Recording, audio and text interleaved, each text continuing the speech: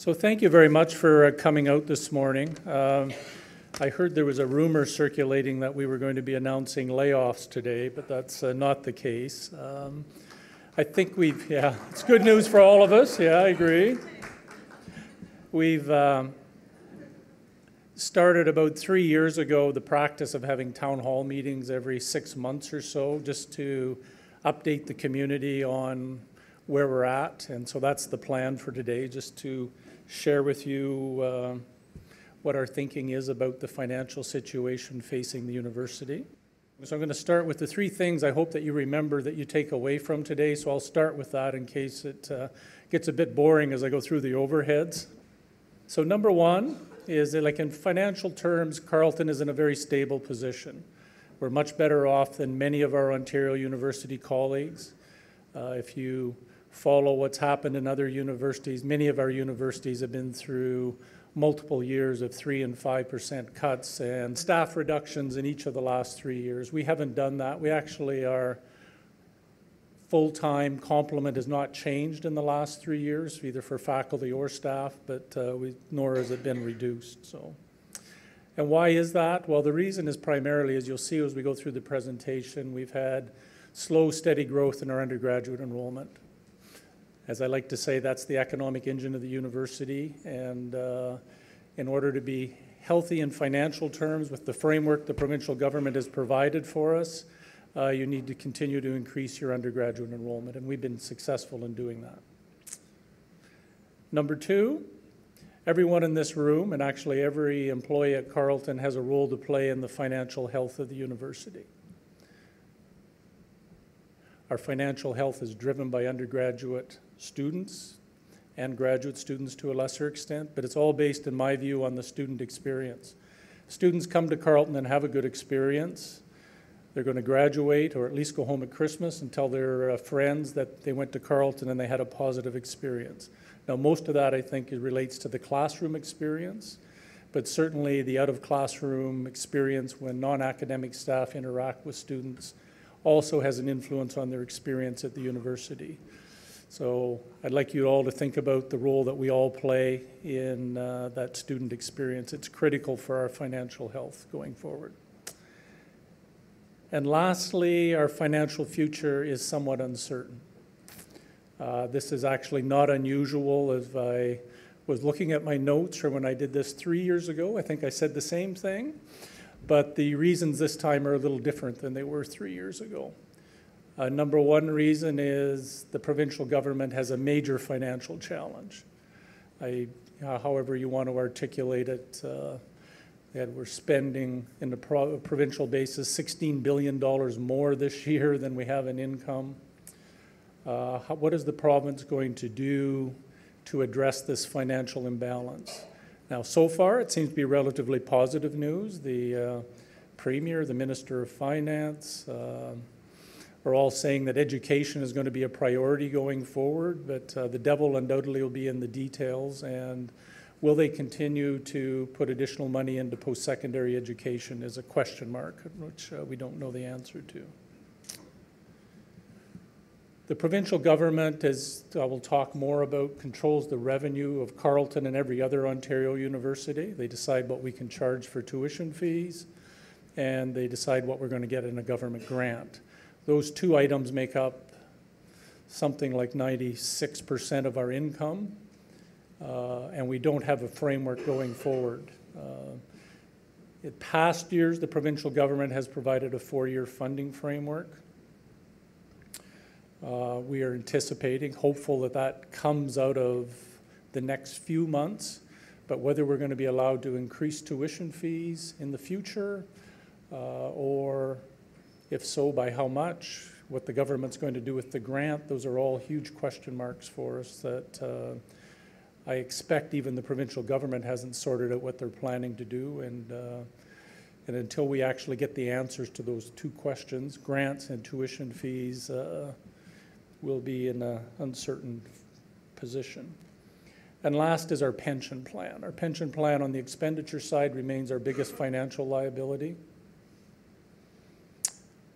We filed that, I'll talk in more detail about it, but we filed the valuation on July 1st, 2010, and the plan has actually deteriorated since that time, or the financial position of the plan, primarily around the further downward direction of long-term interest rates, which affects how we do solvency valuations.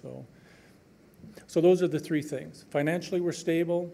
You all have a role to play. And three, we have a lot of questions about our, after this year, what happens with our finances. This is an outline of the presentation.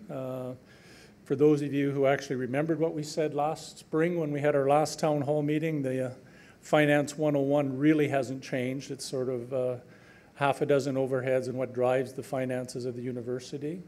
A little more detail about our financial challenges and opportunities, and then questions. This is the overview of Carleton as a financial enterprise. We're about a $500 million a year business if you look at our revenue and expenditures on an annual basis.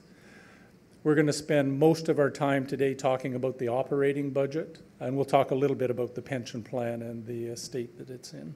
And I do have some overheads at the end about that show some of the new buildings that are going to be coming online under the capital program. In the mid-90s, Carleton went through a significant restructuring. What we're showing here is that each year, this line there is the amount of money we were spending each year more than we had in income. Virtually in that 3-year period, we spent about $30 million paying people to leave the university. It was about 20% of our faculty and staff left the university. We had an accumulated operating deficit of close to $30 million in 97, 98. This was a very difficult time for the university. You'll see in a couple of overheads, it was caused by two things. It was when the Harris government was elected and reduced operating grants to all Ontario universities. But more importantly, in our case, you'll see that our undergraduate enrollment plummeted. We went from like 6,000 first-year students in 93, 94 to like 3,700 first-year students in 97, 98. And that's what caused us it was essential that we went through that restructuring. Since then, we've had actually, as you can see, steady growth in our income. That's because we've had steady growth in our undergraduate enrollment. We've had small annual operating surpluses, these little, I don't know what color, some color anyways. And so we're whittling away at our accumulated deficit. So it's gone from $30 million to just over $3 million this year. Where do we get our money from? Well, we get our money from a government grant and from tuition fees. Both of those are student-based. The grant is based on the number of students that are at the university. It's a fairly complicated system. Different types of students generate different levels of grant. And clearly tuition fees are based on the number of students that are here as well. So back to my earlier comment.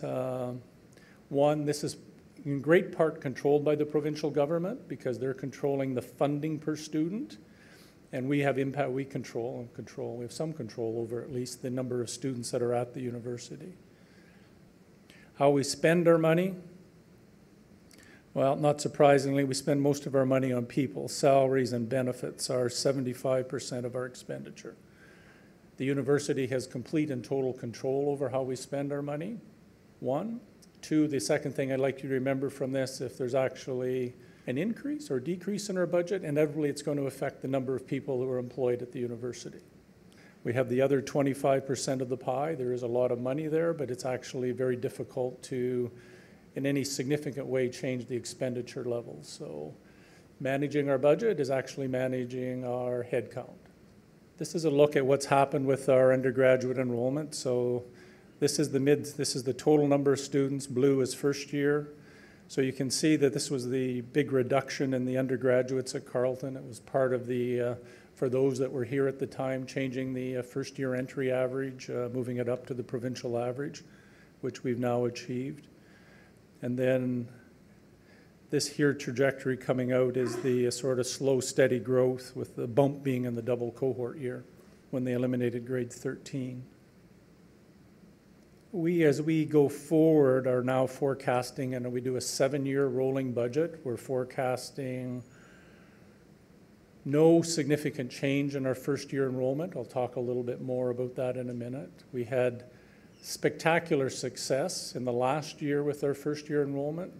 So when we had the town hall meeting in March, I would have indicated that we were very concerned. Our applications from Ontario universities last fall were down 4.5% at the application closure in January. That's the information we had in March. That was miraculously converted into a 6% growth in the number of first-year students that were here this fall. So absolutely my thanks to all of the staff and faculty who worked to make that happen.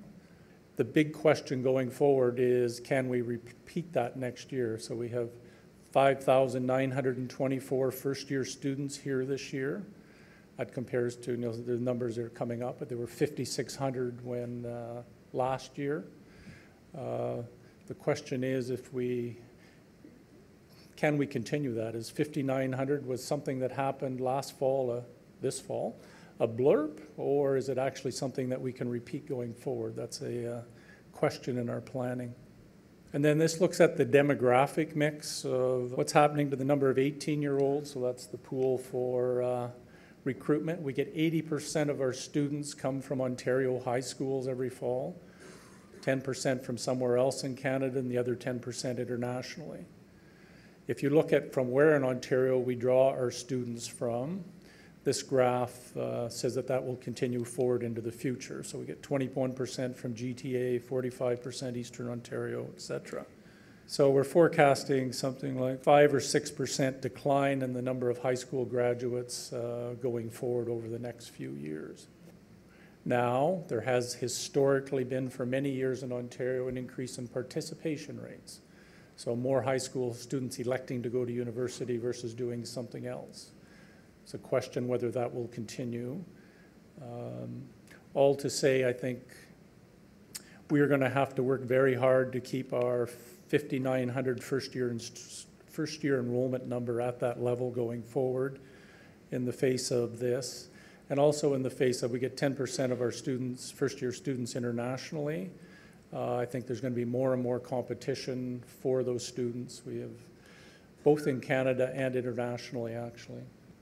Graduate students, the provincial government provides a funding cap for master's and PhD students.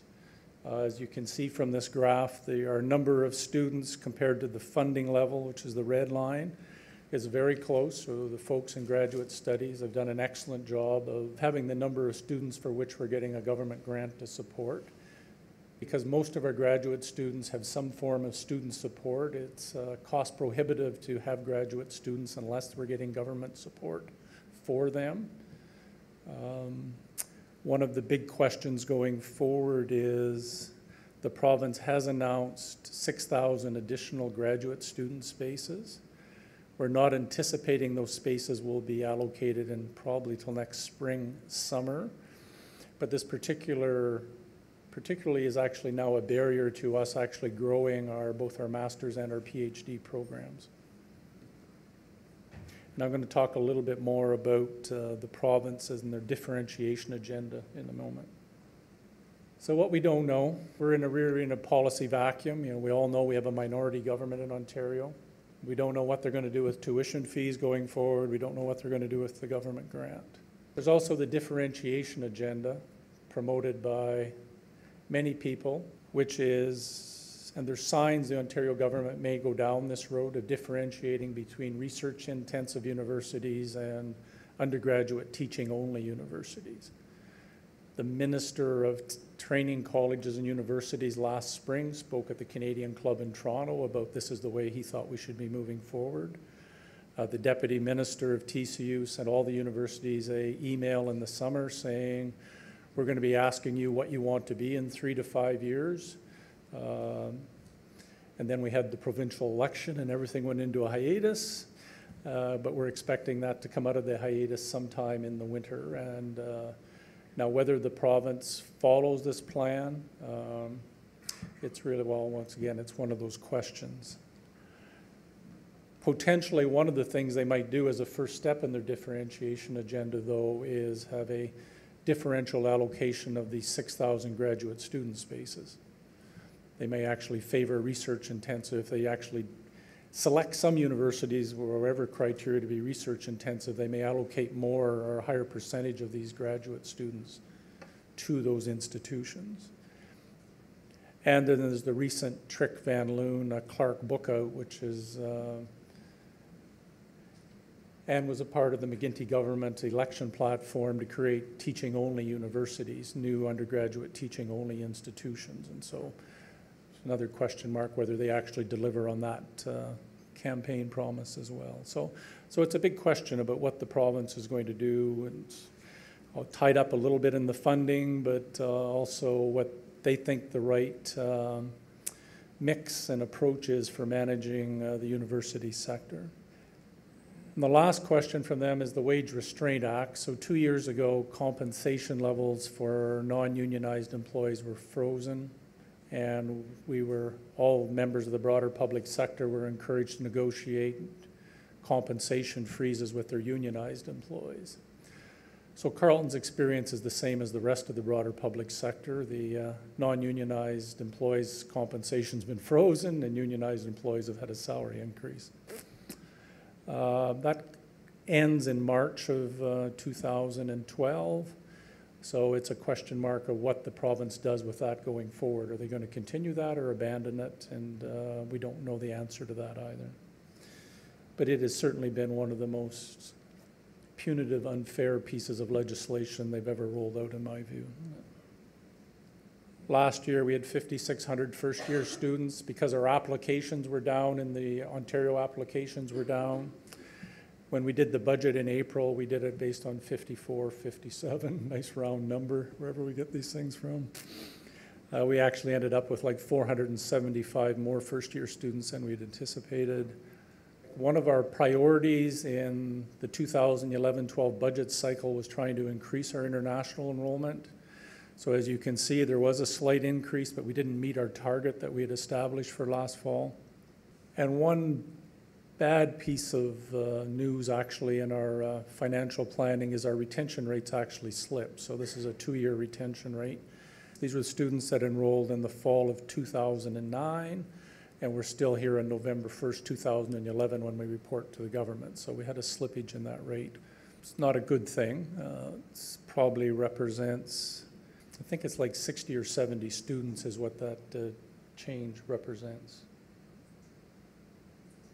Roseanne thinks I'm right anyways, we'll see. I have to see what Ian says, he'll be back there. Oh, Ian's giving me the thumb up, I got it, yeah, that's good, yeah. The Council of Ontario University has a government relation firm. The representative is Bob Lipinski. He's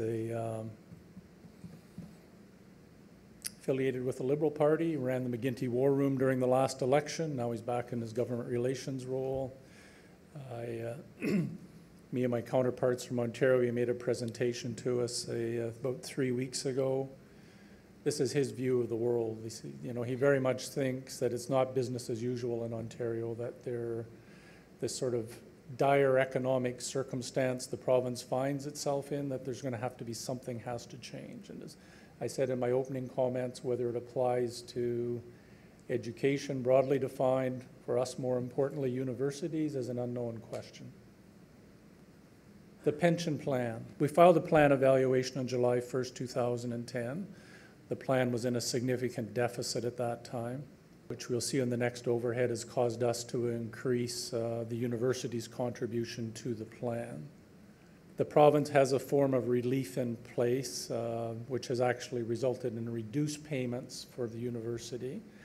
We qualified for stage 1 relief, which is we submitted information to the province saying that we have a plan to make our pension plan more financially stable, and in a year and a half from now we have to actually go back to the province and say here is our plan, and we actually executed on it, which then provides some limited further relief going forward. That's the stage 2 relief. Our plan position is probably, as I said in my opening comments, has deteriorated somewhat since the 2010 valuation, primarily associated with long-term interest rates continuing to have declined somewhat since then. There were some changes made to our plan effective July 1st, 2010. The pension committee recommended them and the board approved them. So QP 2424 and QP 910 have grieved those changes, which are increased contributions and an elimination, reduction in the early retirement supplement. Those grievances are going to be heard, I think, in November of 2012 as the date has now been scheduled, so about a year from now. These are a big deal, actually, because one, if the unions are successful, one, there's going to have to be additional money put in the plan by the university to replace the money that is coming from the increased contributions. But secondly, maybe more importantly, and I'm not sure that I'm totally clairvoyant on predicting the future, but I think it would also result in a different pension plan for QP 910 and QP 2424 members, because it would be inconsistent to have a plan for out-of-scope and unionized members with one level of contribution and to have an identical benefit for other employee groups that are putting less money in. So I think it's going to result in a new plan for, if they are successful, a new plan for those employee groups, right, which would have a reduced benefit, actually, from what the current plan has. But anyways, that's a long ways off, because as I said, it's like a year from now before the grievance round one is heard. This looks at the increased contributions. So the 2009-10, Carleton bumped along for 40 years, probably, whenever this plan was created, where our annual payments went up from the university based on if salaries went up 5%, then our contribution to the plan would go up 5%, or if there were 10% more employees, then our contributions would go up 10%. So they bumped around at the $9, $10, $11 million range forever. When we filed the valuation on July 1st, 2010, they bumped up to the $20 million, and now it's leveled off. So the 20, the 17, the 18, those are all real numbers, and we've adjusted our budget because we saw this problem coming, so we've actually adjusted our budget to deal with that. This is a fictitious number that it's going to depend on. We'll have to do another valuation at that time. It's going to depend on, one, do we get stage 2 relief?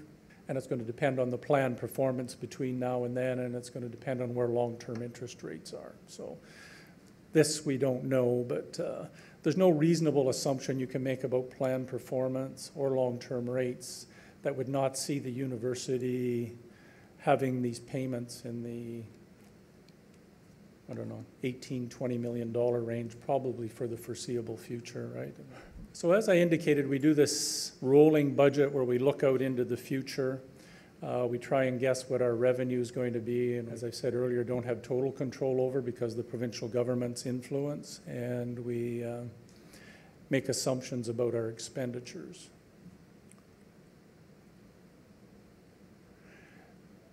This model has been a key part of our financial health, actually, and so it's a great thing, but it's actually impossible for us to develop one now. We have a number of scenarios.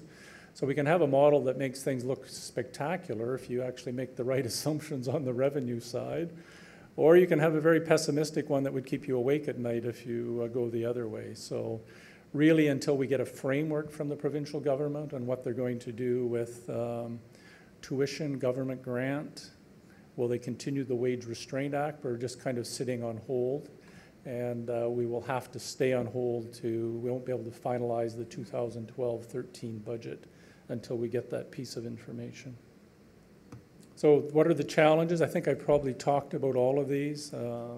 Pension plan, we're going to have larger payments. We don't have a tuition or a government grant framework. QP grievances. How's the Ontario government going to deal with its financial situation? And are we going to be part of the solution to their problem? That's a question. Demographics, we know the number of high school graduates is going to decline. And as in one of the overheads I indicated, we didn't meet our international student recruitment target last year. Was that impacted by the Canadian dollar and the financial turmoil in the rest of the world? And maybe more generally, what's this turmoil in the Eurozone going to do to our overall financial situation? So those are questions. Major opportunities, these are all items that were priorities in the 2011 and 12 budget. I think they will continue to be priorities in developing the 2012-13 budget. We might add a few more.